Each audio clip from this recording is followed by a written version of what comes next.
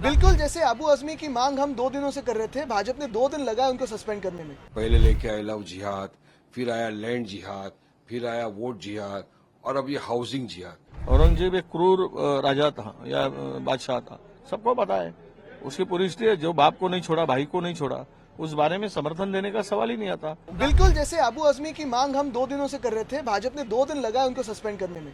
और क्योंकि यही भाजपा की बी टीम है और ये सत्य है, वैसे ही अगर जैसे अबू आजमी पे कार्रवाई होनी चाहिए और हम ये तो मांग करें जेल में डालिए, नो प्रॉब्लम, डालना ही चाहिए। जो भी औरंगजेब की प्रशंसा करेगा उस पर कार्रवाई होनी ही चाहिए। वैसी ही सजा जो छत्रपति शिवराय का अपमान करेगा और जो महाराष्ट्र का अपमान करेगा, जो मुंबई विरोधी होगा, जो मराठी विरोधी होगा, जो देश विरोधी होगा, उस पर भी होनी चाहिए। तो क्या सुरेश जोशी पे कार्रवाई होगी?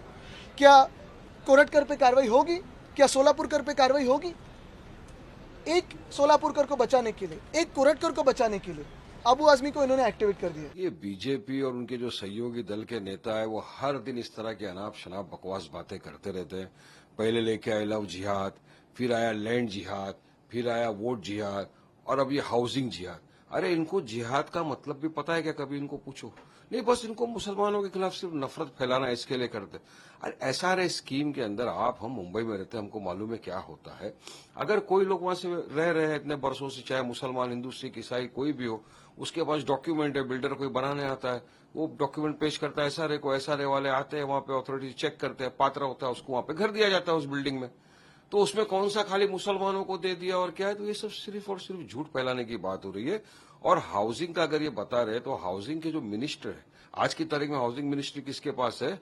एकनाथ शिंदे जी के पास है, जिनके ये नेता बात कर रही है। तो इनको सोचना चाहिए क्यों नफरत फैला। मेन मुद्दों से इनको ध्यान भटकाना है।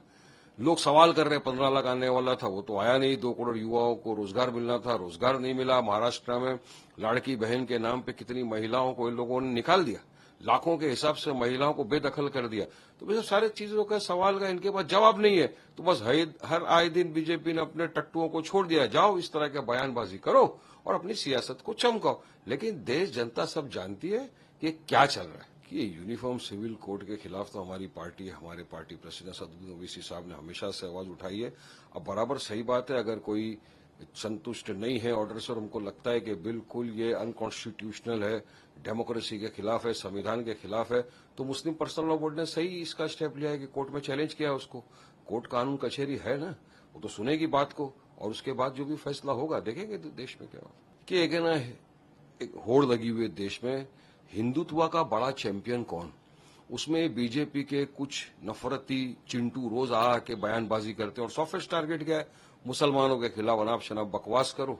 एक ने बीजेपी के नेता ने इसी तरह की बयानबाजी की महाराष्ट्र में कि मस्जिद में घुस के चुन चुन कर मारेंगे, तो उनको रिवॉर्ड दिया बीजेपी ने, उनको बना दिया मंत्री। और अब ये जैसे इंसान आके बोलते हैं कि जाके कब्र को बुलडोजर उड़ा देंगे। अरे भाई, वहां पे जो है कब्र औरंगजेब रदियल्लाहु अन्हु की, वो कब्र एएसआई प्रोटेक्टेड मॉन्यूमेंट है। वो सरकार को बोलो, सरकार के अंडर में आता है एएसआई, अगर हटा दो नहीं जाएंगे वहां पे। लेकिन अब 300 बरस पुरानी बात को निकाल के देश में वातावरण क्यों खराब करना चाहते हो? देश का माहौल क्यों बिगाड़ना चाहते हो? क्यों नफरत फैलाना चाह रहे हो आप लोग? एक पिक्चर के ऊपर इतना सारा बवाल मच गया, बस नफरत फैलाना। आपको प्रेजेंट फ्यूचर की सोचो ना। हिस्ट्री जो लिख चुकी है उसको बदल नहीं सकते आप। बोर्ड पे से अभी मैं देख रहा था, दिल्ली के अंदर कुछ लोग गए, अकबर रोड के ऊपर जाकर वो जो बोर्ड था अकबर का, वहां पे काला कपोत दी और शिवाजी महाराज के फोटो लगा दिए। शिवाजी महाराज की इज्जत सब करते, लेकिन इस तरह से जाके बोर्ड से नाम मिटा देने से आप हिस्ट्री तो नहीं मिटा सकते हो ना, नाम तो नहीं मिटा सकते हो ना। और वो जो जगह है जहां पे ये गए, वीआईपी एरिया है, उस जगह पे काफी मंत्री लोग रहते हैं। तो पुलिस प्रशासन क्या कर रहा था? उसके ही नजदीक में हमारे पार्टी प्रेसिडेंट ओवैसी साहब का भी घर है, वहां पर 2-3 मरतबा उनके घर के ऊपर पथराव हो चुका है, नेम प्लेट तोड़ गई थी, कंप्लेंट किया था, तब भी पुलिस, अगर ऐसी जगहों के ऊपर पुलिस चौकन्ना नहीं रहती तो कहां चौकन्ना रहेगी? और इनको हिरासत में लेना चाहिए ऐसे लोगों को जो इस तरह का काम करके एक देश के अंदर का वातावरण खराब करने की कोशिश कर रहे हैं। नहीं, मुझे कहना है कि ये बोलने की जरूरत क्या है? सरकार तुम्हारी है, तुमको क्या निर्णय लेना है? बातें क्यों करते हो? बातों का बहुमंडल करके समाज में, दो समाज में झगड़ा लगाने का काम क्यों कर रहे हैं? निर्णय लेना है तो लो ना। तुमको किसने रोका है? तुम्हारे हाथ को किसने रोका है? जो करना है वो करो। यही समझो कि औरंगजेब का समर्थन कोई नहीं करेगा। औरंगजेब एक क्रूर राजा था या बादशाह था, सबको पता है। उसकी पूरी हिस्ट्री है। जो बाप को नहीं छोड़ा, भाई को नहीं छोड़ा, उस बारे में समर्थन देने का सवाल ही नहीं आता। पर उसके पीछे आड़ में हिंदू मुस्लिम करके वोटों की राजनीति और रोटी सेकने का काम ये नहीं करे, यही हमारा कहना है। रोटी सेकने के लिए धर्म में आग लगाकर खुद के फायदे के लिए इसका इस्तेमाल नहीं हो। औरंगजेब कोई कब्र रखना नहीं करना वो सरकार का काम है, वो सरकार निर्णय ले, उसके लिए हमको कोई बोलने की जरूरत नहीं है। अबू आजमी का ने लेटर लिखा है, कहा है कि रिवोक होना चाहिए सस्पेंशन। वो अभी देखो अध्यक्ष के पास में दिया है, अध्यक्ष अगर ये प्रस्ताव सामने लाएगा तब हमारी भूमिका हम लोग सामने रखेंगे। क्योंकि एक तो स्पष्ट है कि उसने, मैंने देखा उसका सुना उस स्पीच, उन्होंने औरंगजेब की स्तुति की नहीं करना चाहिए था, ये गलत किया उसने। पर महाराज को उसने गलत नहीं कहा, छत्रपति शिवराय के बारे में उसने एक लफ्ज भी नहीं बोला। मैं उसका समर्थन करता हूं ऐसा नहीं, मैंने उसकी स्पीच सुनी थी। तो अगर उस बारे में अध्यक्ष कुछ सभागृहों में प्रस्ताव लाते हैं उनको, तो फिर हम लोग उसके बारे में चर्चा करेंगे। आरजेडी के विधायक जो बिहार के हैं मुकेश रोशन, उन्होंने कहा है कि बिहार में सभी बाबाओं पे बंदी लानी चाहिए। सभी बाबाओं पे बंदी लानी चाहिए क्योंकि चुनावी साल है ये सवाल ही नहीं ना। वो बीजेपी की बाबा लोग, कुछ बाबा लोग तो पेरोल पर है, कुछ कीर्तनकार पेरोल पर है बीजेपी के, आरएसएस के। उनका काम यही है, महीना बंधा हुआ है और महीना लेकर वो काम करते हैं। हमारे पास में उसके बारे में मालूम आता है। तो सवाल ये नहीं कि धार्मिक पेड़ नहीं हो, ये अगर उनका कहना होगा तो सही है। इसके पीछे में दो समाज में, दो धर्मों में कोई आपस में टकराव नहीं होना चाहिए, चुनाव फेयर होना चाहिए। अगर इसको लेकर उनका बयान है तो ठीक है। बाबाओं पे बंदी लाना, बाबाओं ने प्रचार करना समाज के लिए, राजनीति के लिए ये गलत है, वो नहीं होना चाहिए। अगर बाबा लोग अध्यात्म का गुणगान गाते हुए कुछ कार्यक्रम लेते हैं तो इसके लिए कोई किसी का विरोध होने का सवाल नहीं। आपको हाईकोर्ट से नोटिस मिला है, क्या कहेंगे? वो कोई बड़ी ये नहीं है। उसके पहले भी उन्होंने ये की थी, हाईकोर्ट ने उसको जब चुनाव का नॉमिनेशन किया था तभी उसने हाईकोर्ट में अपील की थी कि मेरा नामांकन कैंसिल करने के लिए, तभी कोर्ट ने माना नहीं था। उन्होंने बोला कि तुम रेगुलर पिटीशन दाखिल करो तो किया होगा।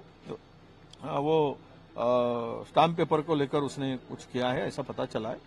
तो उसमें बारे में तो इलेक्शन कमीशन ने मान्य किया है और इलेक्शन के आरओ ने जो होता है उसने एक्सेप्ट किया है फॉर्म, और चुनाव हो चुका है। अब रहा सवाल कि उन्होंने हाईकोर्ट ने जो नोटिस दिया है वो नोटिस अभी मुझे मिली नहीं, मैं उसका जवाब दूंगा। उसमें मुझे टेंशन लेने की बात बिल्कुल नहीं लगती। असम के मुख्यमंत्री ने वेस्ट बंगाल के प्रोग्राम में कहा कि यूनिफॉर्म सिविल कोड पूरे भारत में लागू होगा और साथ ही साथ वक्फ बोर्ड एक इतिहास बन जाएगा। किसने कहा? असम के मुख्यमंत्री। ठीक है, अभी उनको पोलराइजेशन करके यश मिल रहा है। अब विकास की राजनीति कहाँ हो रही है? अभी धर्म की राजनीति हो रही है। सत्ता में आने के लिए विकास की बात करते थे, अभी सत्ता टिकाने के लिए धर्म की बात कर रहे हैं। तो उसके मुंह से यही आएगा। हिंदुस्तान हर धर्म के लिए है, हर धर्म का अधिकार है। आजादी की लड़ाई में सिख था, मुस्लिम था, हिंदू था, ईसाई था, हर धर्म का आदमी था। तब ये कहाँ छुपे थे? ये पिल्ले कहाँ छुपे हुए थे? इनका तो कोई पता नहीं था। अंग्रेजों का साथ दे रहे थे इस विचारों के लोग, तभी तो देश में लड़ाई में दिखे नहीं। आज धर्म की बात करते हैं, वो अंग्रेज की नीतियों पे चल रहे हैं। अंग्रेज का साथ था, अंग्रेज के साथ होने से अंग्रेज के कुछ गुण इनके आए होंगे, तो इसलिए इस तरह की बातें करते हैं ये कि देखो सबको साथ लेकर विकास की भाषा होनी चाहिए, देश को आगे बढ़ाने की भाषा होना चाहिए। इसके पीछे इस तरह से भाषा करके बात करके वोट पाने के लिए इस तक की राजनीति में निचले स्तर पर नीचे सोच नहीं होनी चाहिए, ऐसा मुझे लगता है। ये एकनाथ शिंदे के करीबी अजय बशर को फडणवीस ने हटा दिया महायुति में आज। उसको तो ठीक था, हटाना था। वो कोई पॉलिटिकल नहीं था, एक बिल्डर था, ठीक था। उन्होंने अभी उनका नजदीकी होगा नहीं होगा एकनाथ शिंदे का, मुझे उसके बारे में बात नहीं करनी चाहिए। पर वो उस पोस्ट पर आदमी सबके काम ले फिर काम करने के लिए चाहिए। देवेंद्र जी ने जो निर्णय लिया है उसका हम स्वागत ही करते, अच्छा काम किया है अजय को हटाकर। और वो मुझे लगा है कि उसके वो एक डेवलपर बिल्डर, उसका क्या काम है, क्या संबंध आता है? जो हुआ है वो ठीक हुआ है। Thank you.